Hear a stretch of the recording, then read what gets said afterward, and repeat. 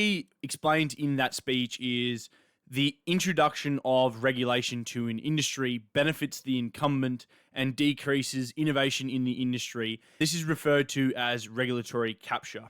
The tobacco industry is almost a perfect example of this occurring. Tobacco is a very old industry. It's been around since the 1700s. Some of the companies which are still operating today were founded in the 1800s.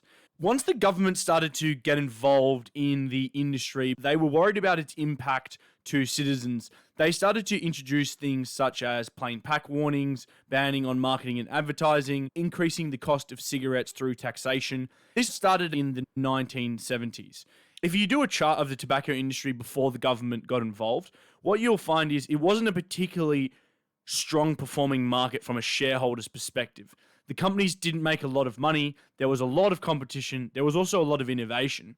And then as the government got involved and slowly started to introduce regulation to the industry and increase the cost of operating, the smaller companies could no longer be in existence and they had to sell. The larger companies bought these assets for an absolute steal. They rolled them into their existing operation, which lowered their cost of goods, increasing their profit margin. And you'll find that the larger companies profited massively from the introduction of these laws. Now, I want you to think about this. If you wanted to start a new tobacco business today, you literally could not do it. You can't advertise, you can't do any marketing, you have to use plain pack warnings, you can't even display your product on the shelf so that people can see it. So how are you going to get new customers? It's absolutely impossible.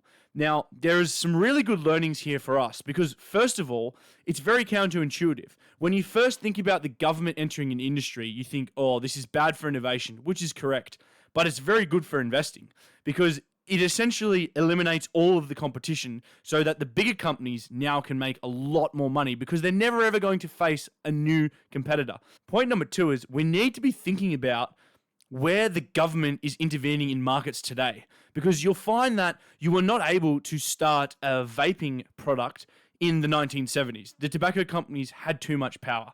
However, as their power got weakened by the government, there became opportunities to start new categories within this market.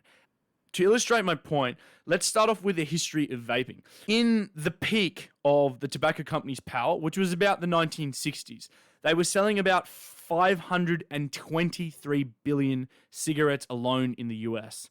That is a lot of darts. That is also a lot of money.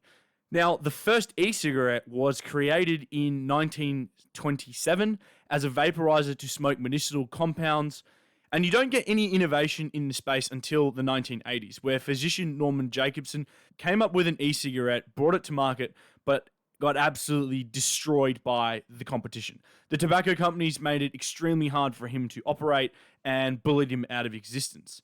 The tobacco regulation started in the early 1970s, and it wasn't until 2003 that you see the next e-cigarette device pop up. And that is where Chinese pharmacist Hon Lik developed an e-cigarette, which we would call the modern e-cigarette today, which had a lithium-ion battery, an atomizer, and a cartridge that could contain nicotine or non-nicotine solution. That product slowly started to make its way west. First e-cigarettes appeared on European soil in about 2006. The reason why I wanted to explain this is this shows you how important market timing is. And the hard thing about market timing is there's no good frameworks out there to recognize what good market timing looks like. But the benefit that you and me have in studying these markets, we now have a very good example of what good timing looks like. Because if you think about it, during the 1970s, if you were able to create a vape, you wouldn't have ever been able to bring it to market.